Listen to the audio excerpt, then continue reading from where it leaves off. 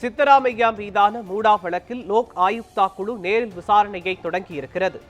இதுகுறித்த விரிவான விவரங்களை வழங்குவதற்காக நமது பொறுப்பாசிரியர் மரியரீகன் இணைப்பில் இணைகிறார். மரியரீகன், தொடர்பான விவரங்களை பதிவு பண்ணுங்க.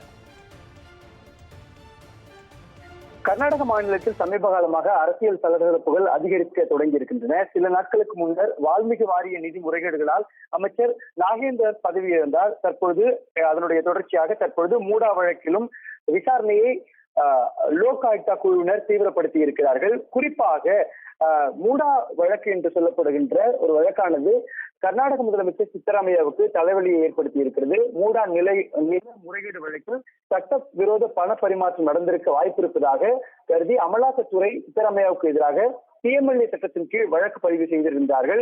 இதனால் அவர் முதல்வர் பதவியை ராஜினாமா செய்வதற்கான சூழலானது ஏற்பட்டிருக்கிறது. மைசூர் மாநகர வளர்ச்சி குழுமம், அதாவது இதைத்தான் நம்ம மூடா என்று சொல்லுகின்றோம், மைசூர் மாநகர வளர்ச்சி குழுமம் சார்ந்து கர்நாடக முதல்வர் சித்தராமையா தனது மனைவி பெயரில் இருந்த நிலத்திற்கு பதிலாக வேறு நிலங்கள் ஒதுக்கீடு செய்யப்பட்டதில் முறைகேடு நடந்திருப்பதாக எதிர்க்கட்சிகள் மற்றும் சமூக ஆர்வலர்கள் சினமய கிருஷ்ணா அளித்த புகாரின் பேரில் சித்தராமையா மீது வழக்கு பதிவு செய்யலாம் என்று ஆளுநர் தாவன்சந்த் கெலாட் அனுமதி வழங்கியிருந்தார். இந்த அனுமதியை ரத்து செய்ய கோரி கர்நாடக நீதிமன்றத்தில் சித்தராமையா தரப்பில் பதில் மனு தாக்கல் செய்யப்பட்டது. இதனை விசாரித்த நீதிமன்றமானது இந்த சம்பந்தமான வழக்கில் சித்தராமையா மீது வழக்கு பதிவு செய்யலாம் என்று கூறியிருந்தது. இதனுடைய தொடர்ச்சியாக தற்பொழுது இந்த மூடா வழக்கில் கர்நாடக முதலமைச்சர் மீதான இந்த விவகாரத்தில் தற்பொழுது நேரில் ஆய்வு செய்வதற்கான பணிகளை ஆய்வுக் குழுவானது தொடங்கி இருக்கின்றார்கள். அதனுடைய அண்மை தகவலை தான் நாம் தற்பொழுது பார்த்துக் கொண்டிருக்கிறோம்.